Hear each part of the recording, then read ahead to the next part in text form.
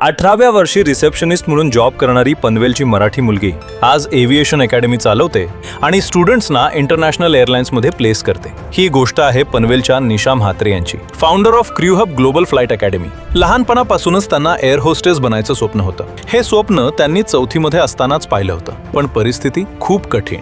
वयाच्या 18व्या वर्षी त्यांनी हॉटेल रिसेप्शनिस्ट म्हणून जॉब सुरू केली, कारण घरची परिस्थिती स्ट्रॉंग नव्हती। पण त्यांनी एक गोष्ट कधी सोडली नाही, स्वप्न।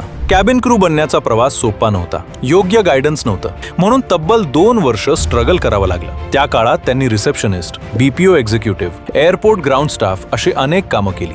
पण आयुष्यातला सर्वात कठीण काळ आला। इंटरव्ह्यू प्रिपरेशन दरम्यान त्यांचा ऍक्सिडेंट झाला। 3 महिने त्या बेड रिडन होत्या। त्या काळात जवळपास त्यांनी स्वप्न सोडलं होतं, पण आतून एक आवाज येत होता, एक दिवस आपण नक्की यशस्वी होणार। आणि शेवटी त्या कॅबिन क्रू बनल्या। तब्बल 7.5 वर्ष त्यांनी इंडिगोमध्ये काम केलं, पण कोविडच्या काळात त्यांनी एक गोष्ट खूप जवळून पाहिली। अनेक एव्हिएशन इन्स्टिट्यूट स्टुडंट्सना जॉब गॅरंटीच्या खोट्या प्रॉमिसेस देत होते, लाखो रुपये घेत होते आणि शेवटी 12,000 रुपये सॅलरीवर हॉटेल जॉब्स लावत होते। हे पाहून त्यांना खूप वाईट वाटलं आणि तिथंच त्यांनी ठरवलं, एव्हिएशन ट्रेनिंग अफोर्डेबल, जेन्युइन आणि प्रॅक्टिकल असली पाहिजे। आणि जन्म झाला क्रू हब ग्लोबल फ्लाइट अकॅडमीचा। Small batches, personal attention, practical training आणि पहिल्याच बॅच मधील एका स्टुडंटची इंटरनॅशनल एअरलाइन मध्ये सिलेक्शन झाली। तोच त्यांचा बिगेस्ट मोटिवेशन बनला।